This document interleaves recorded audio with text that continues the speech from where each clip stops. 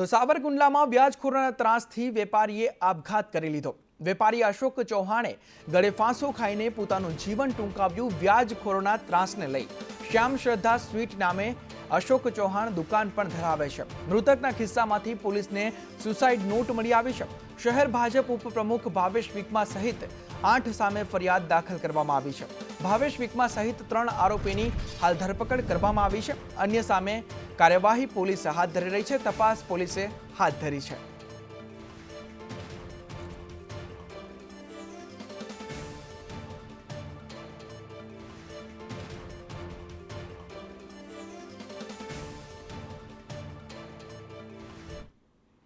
વાત અમદાવાદની કરવામાં આવે તો અમદાવાદના નવરંગપુરામાંથી યુવકના આપઘાતની ઘટના સામે આવી છે।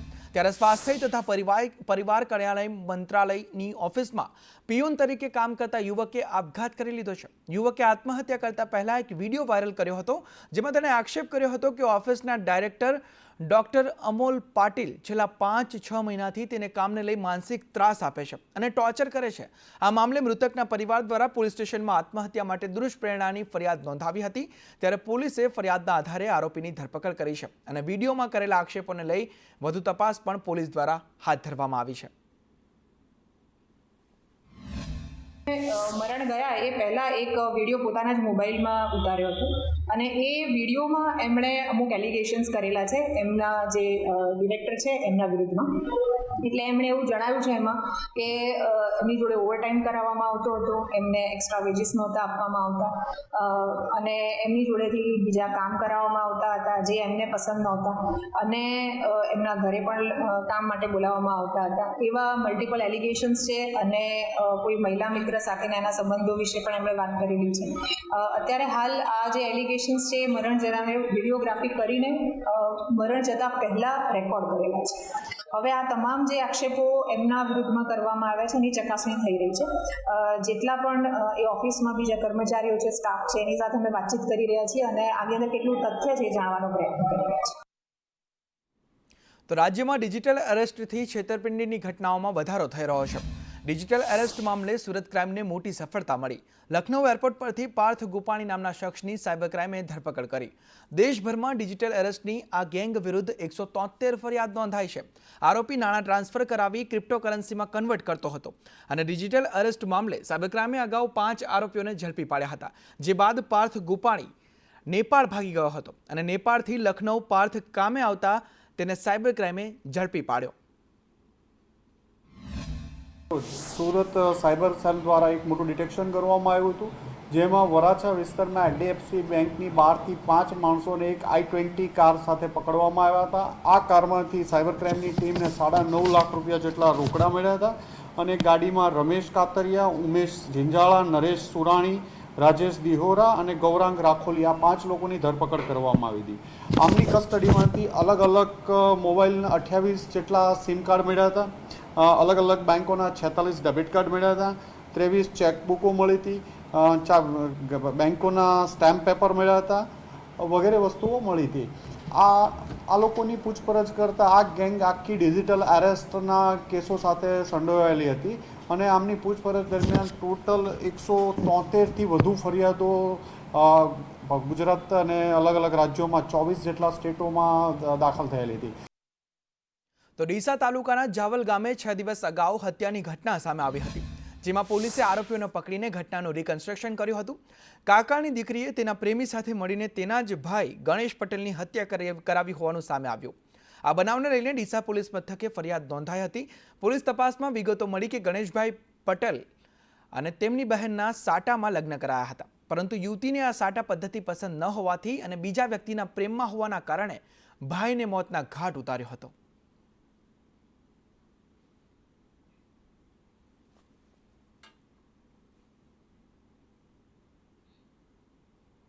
વાત વડોદરાની કરવામાં આવે તો વડોદરામાં દીપેન પટેલ હત્યા કેસમાં આરોપી હાર્દિક પ્રજાપતિ કોર્ટમાં રજૂ કરવામાં આવ્યો।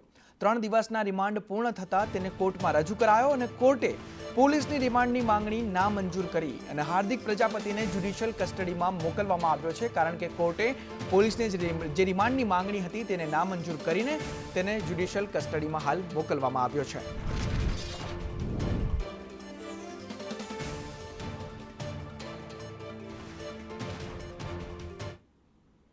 આ તરફ વડોદરામાં દિલીપસિંહ ગોહિલને કોર્ટમાં રજૂ કરવામાં આવ્યો. દિલીપસિંહ ગોહિલના 4 દિવસના રિમાન્ડ મંજૂર કરવામાં આવ્યા.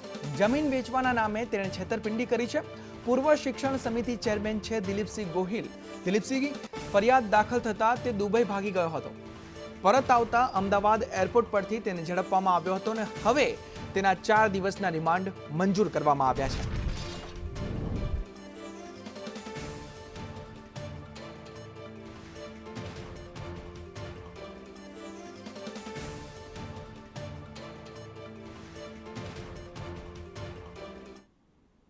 તો આ તરફ બનાસ ડેરીના ચેરમેન શંકર ચૌધરીએ મહત્વપૂર્ણ જાહેરાત કરી છે. બનાસ ડેરી ગાંધીનગરમાં શૈક્ષણિક સંસ્થા શરૂ કરશે. પશુપાલકોના બાળકો માટે શૈક્ષણિક સંસ્થા બનાવવામાં આવશે તેવી જાહેરાત શંકર ચૌધરી દ્વારા કરવામાં આવી છે.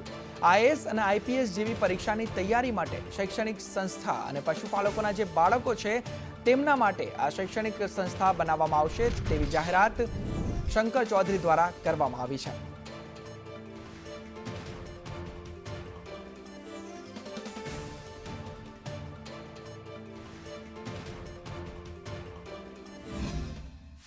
દીકરીને ભણાવવાનું કામ કરો.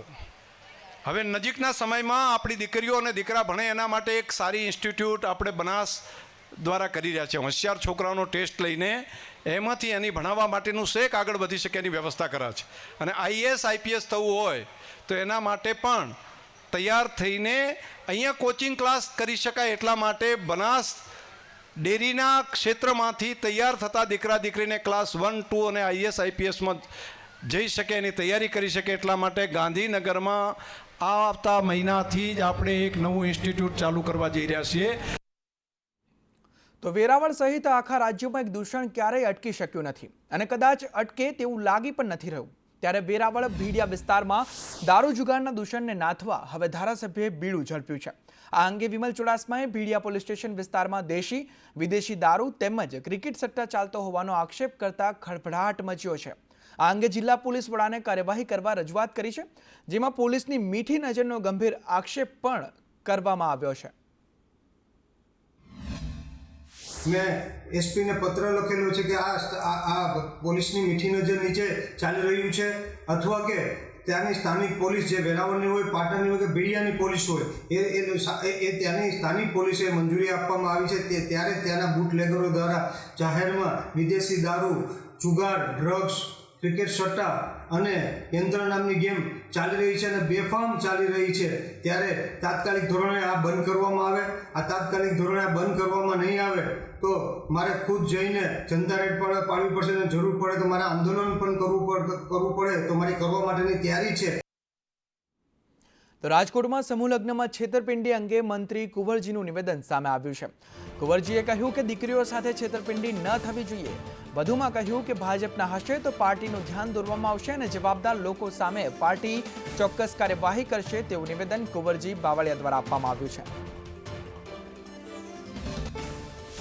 એમાં તો હું નહીં પડું, પણ જે કોઈ આમાં સંકળાયેલા છે પાર્ટીના કોઈ લોકો હશે તો ચોક્કસ મેં પાર્ટીને ધ્યાન ઉપર મૂકશું કે આવા લોકો પ્રજાની અંદર, લોકોની અંદર જઈ અને આ સમૂહ લગ્નના બહાને ઉઘરાણા કરી અને આવી દીકરીઓને છેતરવાનો પ્રયત્ન ન કરે એવું પક્ષના કે પાર્ટીને ધ્યાન ઉપર મૂકવાના છે. તો ગુજરાત પંચાયત સેવા પસંદગી મંડળ દ્વારા વર્ક આસિસ્ટન્ટ અને ટ્રેઝર વર્ગ 3ની ભરતીની જાહેરાત કરવામાં આવી છે. વર્ક આસિસ્ટન્ટમાં 994 અને ટ્રેઝરમાં 245 જગ્યાઓ પર ભરતી કરવામાં આવશે. આ ભરતી માટે અરજી પ્રક્રિયા 17 મે 2025થી શરૂ થશે અને ઉમેદવારો 17 મેથી 10 જૂન સુધી આ ભરતી પ્રક્રિયા માટે ફોર્મ ભરી શકશે.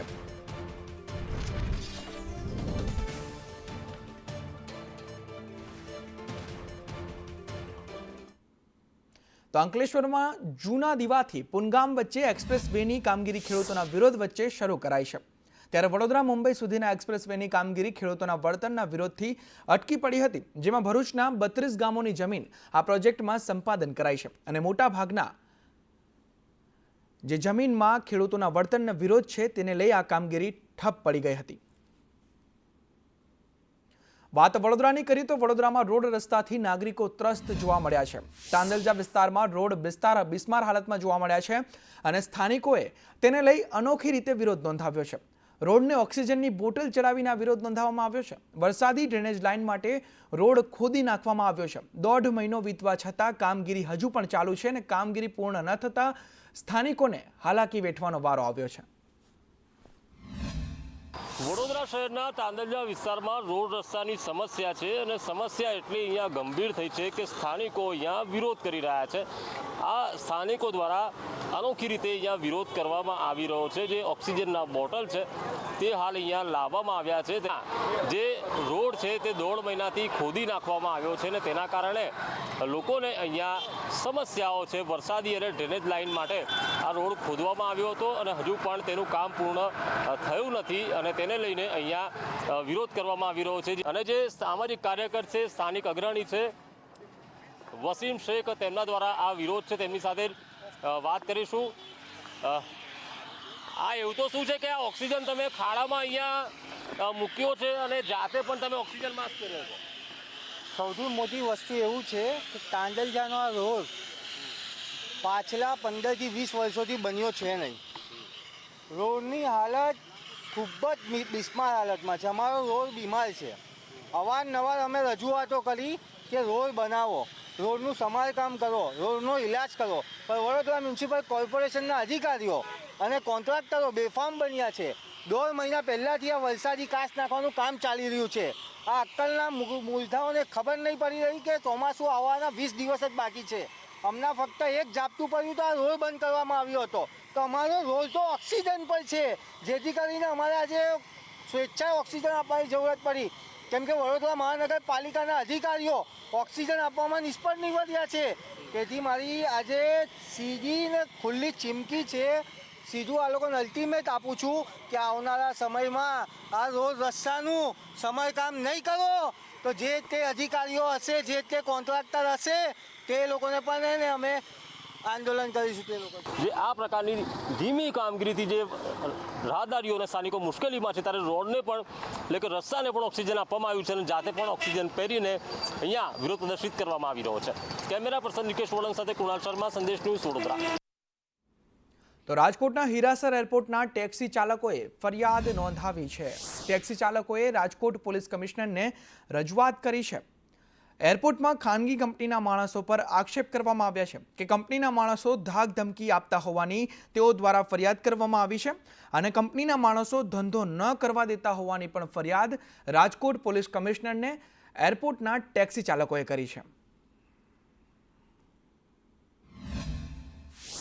બાબતમાં અમને અહીંયા ધંધો કરવાની ના પાડે છે સાહેબ. એ એમ કે આ એરપોર્ટમાં અમે ચાલીએ ને એ એમ ધંધો કરવાની ના પાડે, તમારે નહીં હાલવાનું. એટલે એ અંદરથી ભરે હાલે એનું અને બહારથી નહીં ભરે છે, અમને ભરવાની ના પાડે બહાર.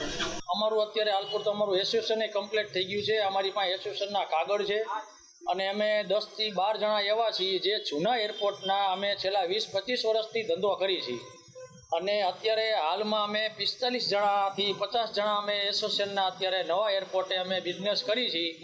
અત્યારે અમને જે પ્રોબ્લેમ છે એ બજવે કંપનીવાળાએ થોડીક પ્રોબ્લેમ છે, કેમ કે એ લોકો અમને બહાર અમારા નાના મોટા ભાડા બગાડે છે. તો અમદાવાદ મ્યુનિસિપલ કોર્પોરેશન દ્વારા નાગરિકોને અપાતી પ્રાથમિક સુવિધાને લગતી ફરિયાદ ઓનલાઈન કરવાની વ્યવસ્થા છે. ત્યારે ઘણા સમયથી શહેરીજનોને ફરિયાદ આવતી હતી કે કર્મચારીઓ સ્થળ પર ગયા વગર ફરિયાદ નિકાલ થઈ ગઈ હોવાનું અપડેટ આપી દેતા હતા. ત્યારે આ અંગે હવે મહાનગરપાલિકા જીઓ ટેગિંગ કરવા તરફ જઈ રહ્યું છે, જેમાં ફરિયાદોને એપ્લિકેશન સાથે જોડવા અંગે કવાયત શરૂ કરવામાં આવી છે, જેમાં ફરિયાદ પહેલા અને તેના નિકાલ બાદના ફોટો ચકાસીને જ ફરિયાદ નિકાલ કરવાની કામગીરી કરવી પડશે. આ સાથે મોટી ફરિયાદ માટે ઉચ્ચ અધિકારીઓ વિઝિટ કરી તેની ખરાઈ કરશે અને ત્યારબાદ ફરિયાદનો નિકાલ કરવા આદેશ અપાયા છે. CCRS મહાનગરપાલિકાની અંદર કંટ્રોલ રૂમની અંદર અત્યારે હાલ 155-303 પર નગરજનો કમ્પ્લેન નોંધાવતા હોય છે. આ કમ્પ્લેનની અંદર અમે સુધારો કરી આખું જે અમારું CCRS છે કમ્પ્લેન કંટ્રોલ રૂમ એને ટોટલી આધુનિક બનાવવા માટે જઈ રહ્યા છે. AI ટેગ અને જીઓ ટેગિંગનો ઉપયોગ કરી જે જગ્યાએ કમ્પ્લેન નોંધાઈ હોય ત્યાંના આપણે વાત કરીએ મેન પાવર વગર પણ ઉપયોગ થઈ શકે એવા પ્રકારનું કંટ્રોલ રૂમ.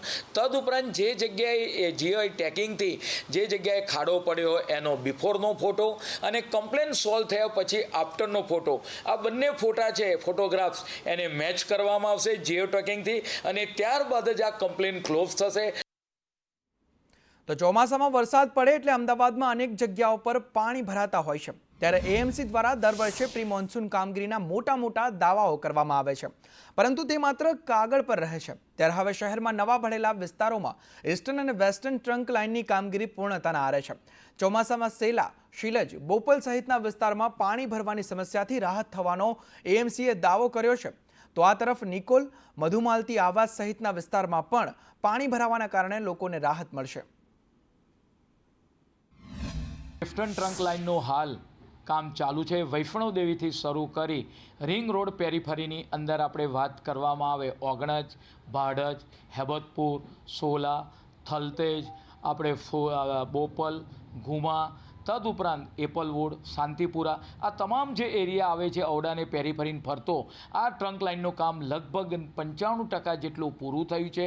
ફતેવાડીમાંથી હાલ નદીના રસ્તા પર સાબરમતી રિવરફ્રન્ટને જોડતું કામ, સાબરમતી નદીને જોડતું કામ ટ્રંક લાઇનનું હાલ માઇક્રો પુશિંગથી ચાલુ છે। લગભગ 20 જૂન સુધીમાં આ કામ પૂરું થશે।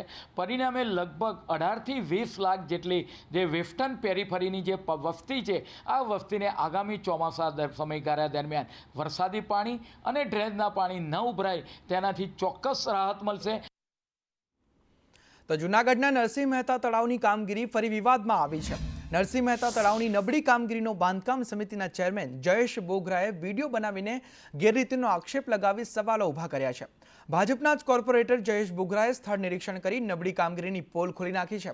તેમણે તળાવના બ્યુટિફિકેશનમાં નબળી ગુણવત્તાનું કામ થતું હોવાનો દાવો કર્યો છે। આ મામલે કોર્પોરેટરે એજન્સી સહિત જવાબદાર અધિકારીઓ સામે પગલાં લેવાની માંગ કરી છે। આ તળાવમાં વિકાસ માટે 61 કરોડ રૂપિયાના ખર્ચે ફેઝ 1 અને ફેઝ 2માં કામ થઈ રહ્યું છે। નબળી ગુણવત્તાના આક્ષેપ સામે મનપાના કમિશનરે એજન્સીને નોટિસ આપી છે અને જવાબદારો સામે કડક કાર્યવાહીની હૈયાધારણા પર આપવામાં આવી છે। આ તમામ કામો જે છે આ એચસીપી ડિઝાઇન જે કન્સલ્ટન્ટ છે આ કન્સલ્ટન્ટ દ્વારા જે કામ મંજૂર કરવામાં આવતા હોય, જે ડિઝાઇન મંજૂર કરવામાં આવતી હોય આ ડિઝાઇન મુજબ કોન્ટ્રાક્ટર જે છે આ કોન્ટ્રાક્ટરને કામ કરવાના રહે છે અને થર્ડ પાર્ટી એજન્સી દ્વારા વખત જે પણ કામ થાય છે આ કામની ગુણવત્તા વિશે, આ કામમાં કોઈ પણ ખામી હોય તો પણ કન્સલ્ટન્ટ અને જે આપણા કન્સલ્ટન્ટ અને કોન્ટ્રાક્ટર જે છે આનું ધ્યાન દોરવામાં આવે છે। અને ખરેખર આ એજન્સીના વખતની વિઝિટ દરમિયાન 2 એપ્રિલ 2025, 13 મે 2025, 4/7/2024 અને 10/10/2024 4 વખત નોટિસ પણ આપવામાં આવ્યા છે। નરસિંહ મહેતા તળાવે મને એક ફરિયાદ મળતા મેં ત્યાંની મુલાકાત લીધી અને મુલાકાત લીધા પછી ખરેખર મને એવું લાગ્યું કે ખૂબ જ ભ્રષ્ટાચાર થઈ રહ્યો છે। તો મેં ત્યાં એજન્સી અને ત્યાંના જે તે એન્જિનિયર એમને બેયને સ્થળ ઉપર બોલાવ્યા અને એમને કીધું કે ભાઈ આ આટલું બધું કેમ આવી રીતે છે કે ભાઈ કોઈ દિવાલોના કોઈ લાઈન લેવલ નથી, જે ગ્લેઝ લગાવેલી છે એ મારા વિડીયોમાં લગભગ બધા જોવે છે કે ભાઈ જે આપણે બિસ્કિટના પેકેટમાંથી બિસ્કિટ કાઢીએ એવી રીતે દિવાલ ઉપરથી આ ગ્લેઝ નીકળતી જાય છે। તો નડિયાદના અમદાવાદી દરવાજા બહાર અને આસપાસના વિસ્તારમાં કોલેરાએ માથું ઊંચક્યું છે, ત્યારે કલેક્ટર દ્વારા 2 કિલોમીટરનો વિસ્તાર કોલેરાગ્રસ્ત જાહેર કરાતા ખળભળાટ મચ્યો છે।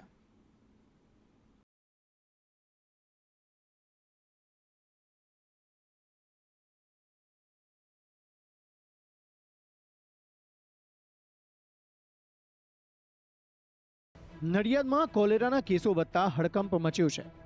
ઓમનગર સોસાયટીમાં 10, અમદાવાદી બજારમાં 10 અને શાંતિ ફળિયામાં 15 ઉપરાંત કોલેરાના કેસ નોંધાતા આરોગ્ય વિભાગ દોડતું થયું છે।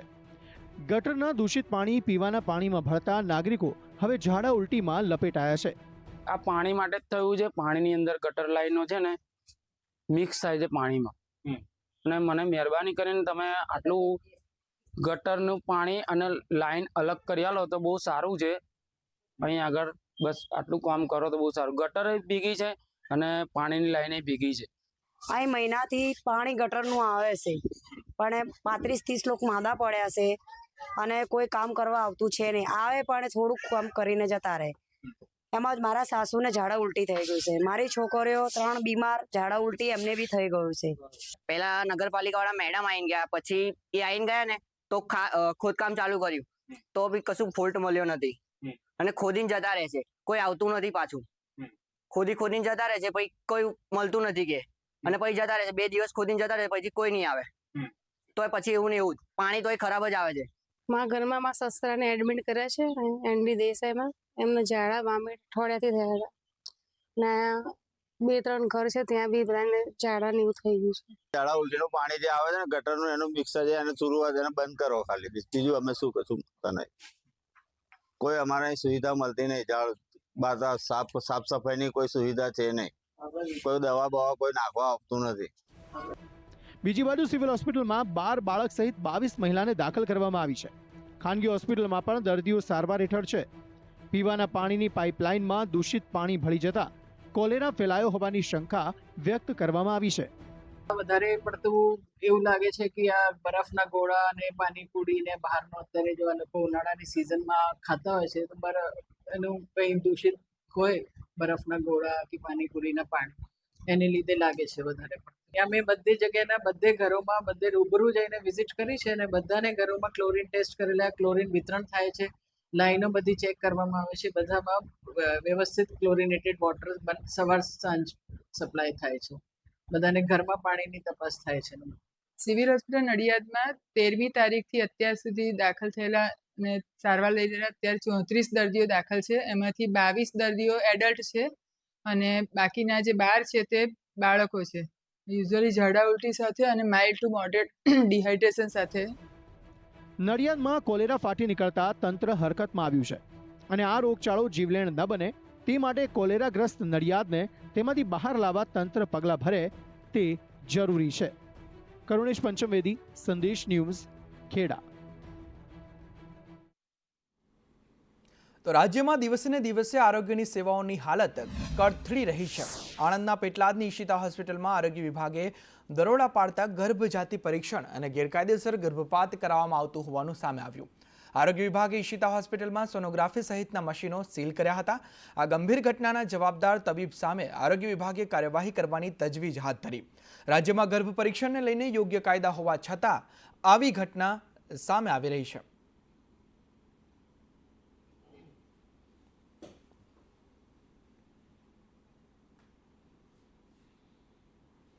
તો આ તરફ સોમનાથ મંદિર નજીક દીપડો પહોંચ્યો. સોમનાથ ટ્રસ્ટના પાર્કિંગ નજીક દીપડો જોવા મળ્યો છે. નવા બની રહેલા સંકુલમાં દીપડાના આટાફેરા જોવા મળ્યા છે. સોમનાથમાં દીપડાના આટાફેરાના પગલે લોકોમાં પણ હાલ દહેશત વ્યાપી છે.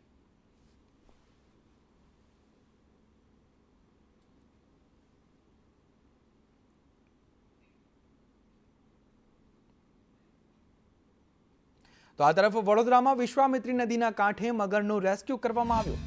પિલર નીચે દબાઈ ગયેલા મગરનું રેસ્ક્યુ કરાયું હતું. 25 ફૂટ ઊંડે સુધી કીચડમાં મગર ફસાઈ ગયો હતો અને ક્રેનની મદદથી તે મગરનું રેસ્ક્યુ કરવામાં આવ્યું. 2 દિવસ સુધી મગર ફસાયેલ હોવાનું અનુમાન પણ લગાવવામાં આવી રહ્યું છે.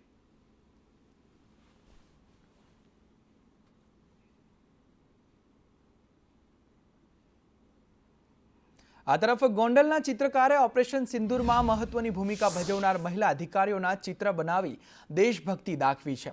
ત્યારે આ ચિત્રકારે કર્નલ સોફિયા કુરેશી અને વિંગ કમાન્ડર વ્યોમિકા સિંહનું ચિત્ર બનાવ્યું હતું અને ચિત્રકારને ચિત્ર બનાવતા 18 કલાકથી વધુ સમય લાગ્યો. આ પ્રોજેક્ટ માટે તેમણે વહીવટી તંત્રની મંજૂરી લીધી હતી અને આ ચિત્ર થકી શાળામાં આવતી વિદ્યાર્થીનીઓને પ્રેરણા મળશે.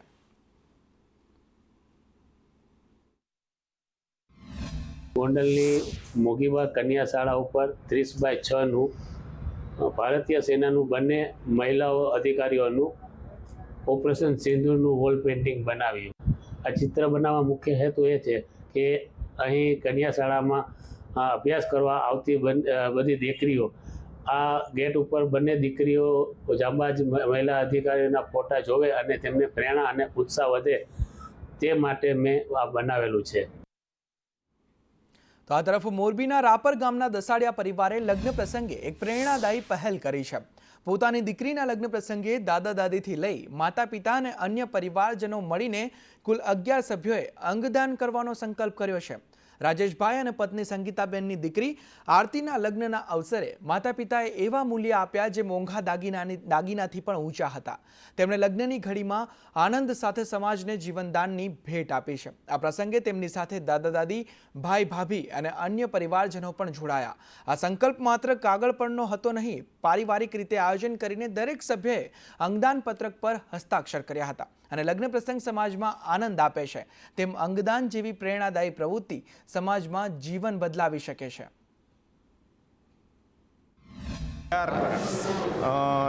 જે પરિવારના જે સભ્યો છે ને દેહદાન દેવાનો સંકલ્પ કરે છે આજની તારીખમાં. એક સમાજ માટે ન ભૂતો ન ભવિષ્ય જેવો એક કાર્યક્રમ સંપન્ન થઈ રહ્યો છે દીકરીની વિદાય સાથે. નાની વાવડી માનવ સેવા ગ્રુપ દ્વારા માનવ અંગોનું દાન કરવા માટેનો સારો વિચાર એમને આવ્યો છે અને સારા વિચારના કારણે 12 લોકોએ પોતાના મૃત્યુ પછીના અંગદાન કરવાનો જે નિર્ણય કર્યો છે. અમારા દસાડિયા પરિવારની અમારી ભત્રીજી અમારી લાડકવાઈ દીકરી એવી આરતિકાના લગ્ન પ્રસંગમાં અમે કન્યાદાન કર્યું છે. તો સાથે સાથે અમે બધાએ અંગદાન કરવાનું પણ અમે વિચાર્યું છે, એવો સંકલ્પ કર્યો છે. દીકરી કન્યાદાન તો બધા કરે માતા પિતા, પણ એક કન્યાદાન રૂપે મેં એક આ નવી યોજના કરી કે આજે સમાજને કાંઈક નવું મળે તો એના માટે અમારા ઘરના સભ્યો કેટલા વ્યક્તિ 11 થી 12 જણા અમે દેહદાન કરવા અમે બધા તૈયાર થયા. અલગ સેલિબ્રેશન કરી જેથી સમાજને પણ આપણે કંઈક દઈએ. દીકરીને તો કરીએ બધા દેતા જ હોય, તો સમાજને પણ કંઈક આપણે દઈ અને નવા રસ્તે સમાજ આવશે તો આપણે આનંદ થઈ શકે.